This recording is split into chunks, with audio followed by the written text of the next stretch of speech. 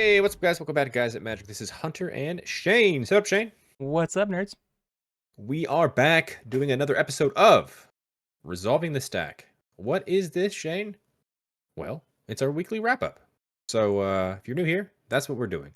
We're going through every single week as the week progresses and talk about all of the brand new news from Magic the Gathering, because at this rate, there is news all the time. Yep. Pretty crazy, right? It's true. Because I feel like just last week, Shane, we talked about look at all these brand new spoilers from Tarkir, Dragonstorm.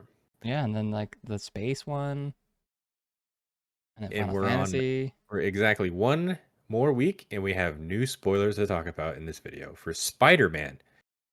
I can't keep up. Yeah, it's a lot. But yeah, this is the week of February 23rd to March 1st. Today's March 1st, Shane. Happy March. Happy March, man. We Yeah, made it. we made it. So before we get started, hit the like button and subscribe to the channel if you haven't done so already. So staying up to date with everything else that we got put out. But this first news story, Pro Tour Aetherdrift ended on Sunday, which was the 23rd. And it ended with a big congrats to Matt Nass, who won Pro Tour Aetherdrift Standard with their Domain Overlords deck. Shane, me and you watched this live. Came down to the wire. Came down to Game Insane 5. math. It came down to some insane math. I think we It watched Matt did. Nass count 17 times. Yep. And he's Quite apparently a literally. math major too. Yeah. Yeah, it But was a nuts game. The domain deck throughout the entire weekend, I feel like just overperformed, and I was even telling you, I was like, you know dominated. what? I think I'm gonna build it. I know it's gonna rotate the next time it rotates, but I'm gonna play it, and it's pretty ridiculous. Yeah, it's a lot of fun. Um, but yeah, he Matt Nass played James Dimitrov. I hope I'm saying that name right. Hmm. But first time for that player to be in the Pro Tour and Yeah, made it all the way to the final. So congratulations. I know, Shane, you've been a fan of Matt Nass for a while, yeah? yeah. I've seen him for quite some time. Yeah, over 10 years, which is crazy. But this is his third top 8 appearance, this time winning it all. So congratulations to Matt Nass. Very cool. Very well But deserved. very well deserved, yeah. But let's move on to the juicy part of the video. That is right. We are talking about Spider-Man spoilers. Yep. So as we know, Spider-Man is coming out in the end of 2025. That is in September. But we are March 1st, so why not? Here You we know? are. But yeah, they showed us these cards that we're all going to talk about today. Not standard legal, even though this is a standard set. It's just a thing separate. Okay. Because that makes sense, right? So, Yeah, of totally. course, let's talk about these 6 spoilers. So, Sensational Spider-Man is 1 white and a blue for a 3/3 legendary creature spider human hero. It says whenever it attacks, tap target creature defending player controls and put a stun counter on it. Then you may remove up to 3 stun counters from among all permanents and draw cards equal to the number of stun counters removed this way. Spider human hero. Why not human spider? I don't know. Like, I'm getting hung up on that. The Spider card, Human Hero. the card's okay. It's whatever. But you read Spider human hero, and I was just like, that hurts my brain. The card is kind of meh It was because pretty meh. you're I get it. The flavor wise, it's like, stunned with spider web, Cute and webs. then you take them off. I don't know if I like that. Yeah, you unspin the web. He doesn't unspin. He doesn't take this web off. But I don't know. I feel like Spider-Man should always have reach too, because that's like the thing. Flinging around, looking up. Crazy. I mean, I'm sure, like you said, this isn't standard legal, so we'll see more Yeah, it's Spider-Man. not standard legal. I think this next card you liked. Venom, Deadly Devourer. 2 black, green for a 4/4 legendary creature, symbiote villain. It's got vigilance and menace, and it has an ability you can pay 3 exile target creature card from a graveyard. When you do, you put X +1/+1 counters on target symbiote, where X is the exiled card's toughness. Yeah, this one seems more fun. I could play this, like, cares about I your can see myself graveyard. building this too. I could Yeah. see you doing that too. It's got Counters. counters, yeah. And this one actually feels more flavorful because you like absorb things into Venom, which is cool. I think Or I this guess it could be card Venom, but would be very good in today's standard. I mean, so many kind of reanimating decks are Yeah. in standard, and this just gets rid of that They're card just and then like, nope. grows this card. So wait, does that mean that everything with this spider icon, that's not legal, right? We're gonna have multiple different Yes, icons? that is correct. Good Got job. it. Okay, okay. Yeah, so these, like I said, yep, not legal in standard, but here we are. They also showed Green Goblin Nemesis, 2 black, red for a 3/3 legendary creature goblin human villain. It's got flying, and whenever you discard a non-land card, put a +1/+1 counter on target goblin you control, and whenever you discard a land card, create a tapped treasure token. Again with the dumb naming. Goblins, goblins are a relevant creature type, Yeah, that's true. so that's cool. But however, like we say about most cards, this doesn't actually do the thing that it wants to do on itself. So you're gonna have to build Yeah. around it. And it's more of like a helper, I guess, but I don't like it that it won't enable, so would it be a good commander? Maybe. You're gonna build around it, but Hmm. I don't know.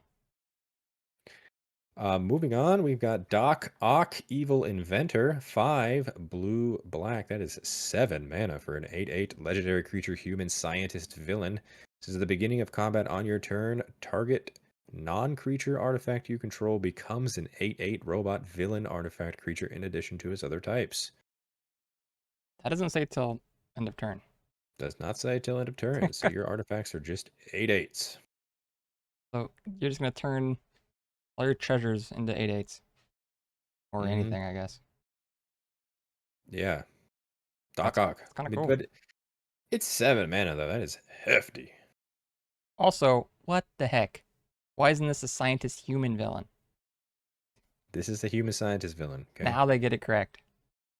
Why am I Don't. stuck on like the stupidest points? I don't know. I don't It know just why doesn't you look are. right. Now this looks Is better, but this? I don't know. It's weird. And then that was the last creature. We got 2 non-creature cards as well. Pumpkin bombs, 1 and a red for an artifact. You can tap it, discard 2 cards, draw 3 cards, then put a fuse counter on this artifact. It deals damage equal to the number of fuse counters on it to target opponent. They gain control of this artifact. you said you like this, but dude, Hot potato. hot potato that you're helping your opponent draw cards and potentially deal damage to yourself. Like what? I guess deal Yeah, damage back to you. Like that sounds bad. like this is gonna go around the table, right? You're gonna be this needs to do damage to this, but you get it, It and then could literally just bounce eventually, between two people. I mean, it's gonna kill 2 people, right? I You're gonna deal guess. a bunch of damage. I don't think that's It's that gonna good of a add up card. quickly. Only 1 extra card advantage. Yes, I know you're gonna get rid of 2 cards you don't want, but You're letting your opponent sculpt a great hand drawing through. Like what the heck? No yeah, thanks. but it's for the whole table, right? This is chaos. And these It's are for the Riley's table. I'm favorite doing it for kind the of table. chaos, Nah, pass. but I don't know. Seems cool. And the final card, Grasping Tentacles, 1 blue black sorcery. Target opponent mills 8 cards. You may put an artifact card from that player's graveyard onto the battlefield under your control. The cool thing about that too is it doesn't say on the cards that were From the milled. from the cards that That's were just milled. That's like, yeah, it's great. that's Absolutely. pretty good for 3 mana. Take their biggest artifact or their most impactful artifact. Mm-hmm. I like this card. It's cool. Yeah. And then if you put all those together, take a look. You have got yourself a panorama. That's pretty cool. Yeah, look at that. Like the Lord of the Rings, I like it. That's exactly right. And we also got all of the product as well, as you can see. Spidey's Spectacular Showdown. They're going to be selling a bunch of these panorama cards, so you can go and pick up this as well as a couple others when they get announced. I'm sure there will be. Obviously, you've got play boosters, you've got bundle, you've got the pre-release, you've got collector boosters, which is like kind of into the Spider-Verse, Hmm. which I assume that's what that we're going to get from that. And then welcome decks. Shane, do you see something missing? Yeah, they said this is a decision they made 100%. I'm just gonna speculate here. No commander decks, but they're like, hey, Spider-Man's such a big franchise. We're gonna get every little 8-year-old be like, Mom, buy me these starter deck. Like they're doing this on purpose to make more money, guaranteed. I don't know because you are correct. There are no precon decks, and when we originally were going to make this video, didn't have any of these spoilers. We were just going to talk about how Chris Cox, the CEO of Hasbro, came out in the conference call, and I will read you the exact quote here. Okay. And then this is how they feel about Spider-Man. We feel that it will do well. Now, I think the important thing to note on Spider-Man is that it's a little bit of a different complexion of a set in terms of what's incorporated into it. Final Fantasy and Lord of the Rings have commander decks, which usually constitute a fairly big hunk of a set's total volume. Spider-Man will be standard only cards. There won't be any kind of precon decks, so that will make it a bit smaller. But didn't you just tell Which me that the like welcome decks weren't standard legal? they are not. Yeah, So what is Chris Cox talking about here? I don't know. He's just saying there won't be any commander decks. That's all he's saying. He said that in the earnings call, like I said, which is Commander is by far the biggest format in Magic now. 100%, hands down. And to have this huge set of Spider-Man coming and not make Commander decks, I do not understand the thought process behind that. Like, even if it was just two, even if they're like, oh, there's not enough characters in just the Spider-Verse to make Commander decks, you can make two. If Yeah, there's enough to make this set, because they also announced the numbers of cards in this set, and I think there's like 230, which is actually a smaller set. yeah. But you can still make a commander deck. I don't know.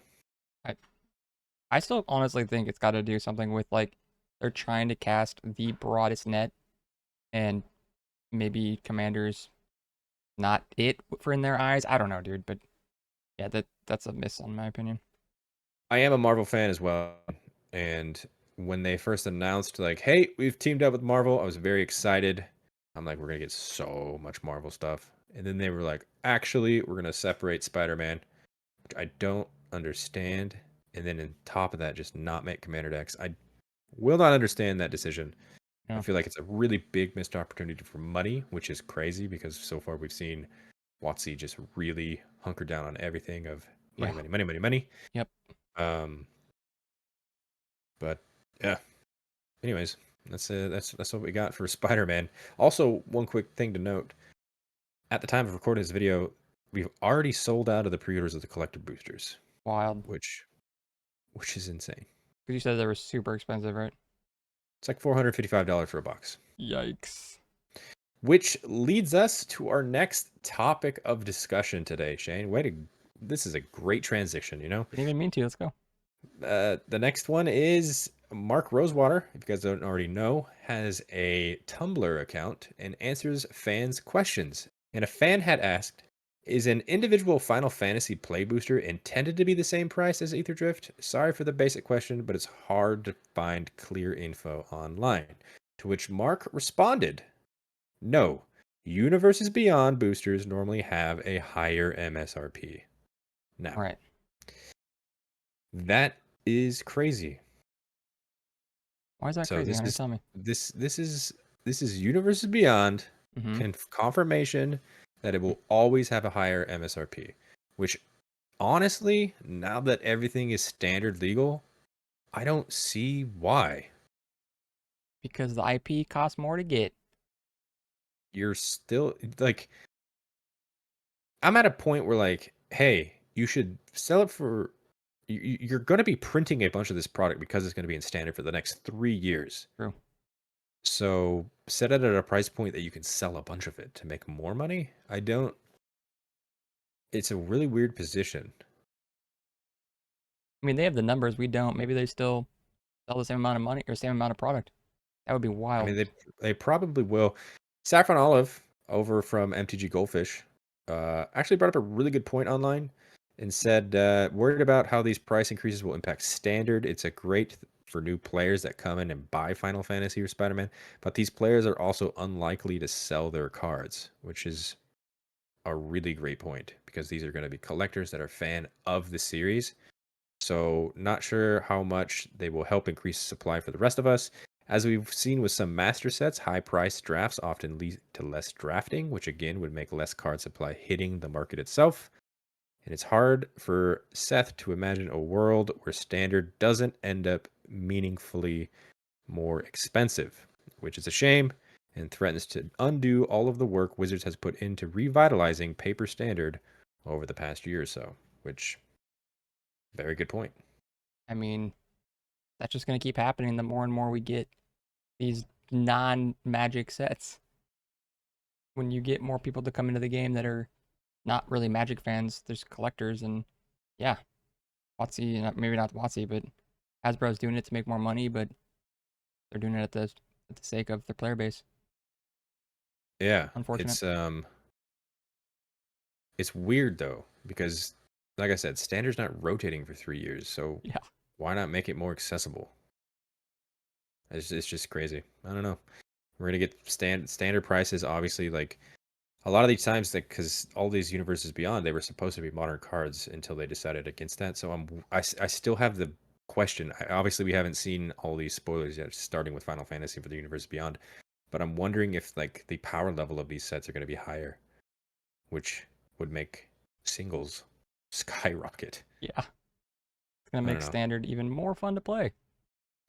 And we've already seen with Final Fantasy now in Spider-Man, the collector booster boxes on Amazon have completely sold out of pre-orders, which just leads me to believe that it's going to just continue that way, right? Yeah, You're I would just gonna, imagine. yeah. I don't know, scalpers, they just resell on the market. That's all what this stuff is about. So time will tell, I guess. Yeah. Hopefully we see very soon. Not very soon. We got Tarkir Dragonstorm. That's the set I'm looking We forward got a to. real Magic set coming, yeah. Yeah. That's the rant for this one. Let's move on to the next kind of news story. They announced the Commander Pride event will return. That is right, from June 27th to the 29th. You can celebrate the power of unity with Magic Presents Pride. Go to your local LGS, and they're going to have these events where you can go ahead and find an exclusive version of Chromatic Lantern for everybody that participates. And the event is very unique, where it doesn't matter what legendary creature you can do, you can partner any of them together. That's So going to be so broken, dude. you can have some insanely powerful decks. Dude, Riley had mentioned like, oh yeah, just use Perforos and Norin. Boom. boom. Yeah, you're going to And find just some dumb combos. two. Yeah, it's crazy. Obviously, it's just for fun. You're Of not course, of gonna course. have any prize to win. Like I said, they're giving this Chromatic Lantern out to everybody that participates. Cool. And yeah, so here, guys at Magic, we care about inclusion for everybody. So yeah, it's very cool that they're bringing this back. I'm one of those little lanterns that floats up in the air. Yeah, it's very cool. But yeah, that's all the news for the week. Let's go ahead and move on to what's one of my favorite segments is the community spotlight, where we go through the subreddit of Magic the Gathering and talk about what the community is talking about in terms of comedy. Maybe someone's artwork's very cool, just kind of all general ideas of the community. So this Hmm? first one comes from user Patches de Hyena. They used their frog terrarium to uncurl their foils. What? Yep. Very unique way of uncurling their or unpringling. We always call them Pringles, right? They're foils because Dude, it's like a humidifier. So boom. you're telling me I gotta get a frog? You could get a humidifier as well. Now, granted, you keep in mind that it is moisture that is making these kind of. So if you're really into like Oh yeah, you're like getting your being cards wet. kind of little damp, if you will, but not completely. And a lot of people in the comments said that they've done this with humidifiers and they tend to just pringle right back. So you have to kind of keep them smashed. So, but either way, using a frog terrarium as the way to do this is very funny. Could you just like take a shower too? You could, yeah, just keep it in the room. Yeah, But interesting. very cool. Moving on, we have user Omar Cito. I hope I'm saying that correctly. This is their actual credit card. They have put a smothering tithe kind of artwork on it, which I think is very funny.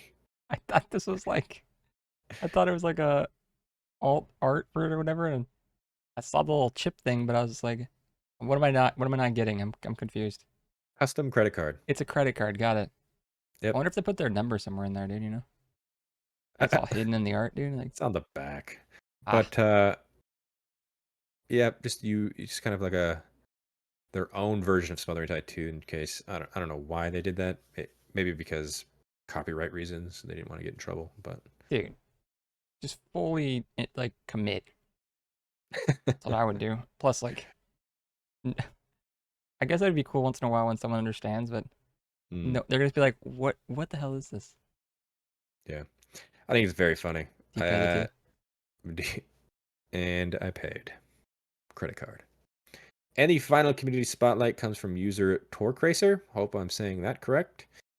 They came home from MagicCon Chicago over the weekend, and they were showing a bunch of cool stuff to their wife. And their wife said, "Hey, what is the card that's in your little side of your backpack?" And they had no idea, and it was a Yargle just sitting in the side of their backpack. Now, this led to Huh? a conversation where everybody was like, "You got Yargled," which apparently can be a thing. Um, People said that they've seen it in the past, and some people were joking about it, but you can actually just the idea of the game, I guess you put it in quotes, game, is to slip a Yargle onto someone else's person without them noticing. Uh, okay. And that's it. You've What? been Yargled. That's Someone in the comments okay. said like one time they went to a convention with their friends and they ended up giving away 45 Yargles, just slipping them to everybody's stuff. I mean, it's funny. It is actually funny, and I think that's part of why I really like this story is because the Magic the Gathering community is very unique, and I think just doing Sure. something fun like this is hilarious. So, yeah, Hey, next time you're out yeah. somewhere, you can buy a couple of Yargles, try to Yargle your friends. You got Yargled. At least now we know what it is because otherwise, again, sometimes in these spotlights, you pull up images or have me pull up, I'm like, I don't know what I'm looking at. I don't know why, and it's like all Why about the we're here to story. Yeah, explain. yeah, exactly. Yeah. Pretty funny. But yeah, get Yargled, Shane. I got Yargled. Anyways, but that's going to do it for us today. I hope you guys enjoyed that video. Comment down below letting us know about your response to all of this news that we talk about every week. What do you think of these Spider-Man spoilers? Pretty crazy, huh? Um, like I said, that comes out in September, and here we are, the literal first day of March, talking about that stuff. Kind of dumb. But yeah, like the video if you liked it. Subscribe to the channel if you haven't done so already. Staying up to date with everything else. And go ahead and check the description as well for all those links to our social media accounts. You don't want to miss those. Follow us on those as well. On the screen right now, those are all of our Patreon subscribers. Thank you guys so much for your added support. It really does mean the world to us. If you guys wanted to check out what they are seeing, which is not here on YouTube, please check the link in the description below and also consider subscribing.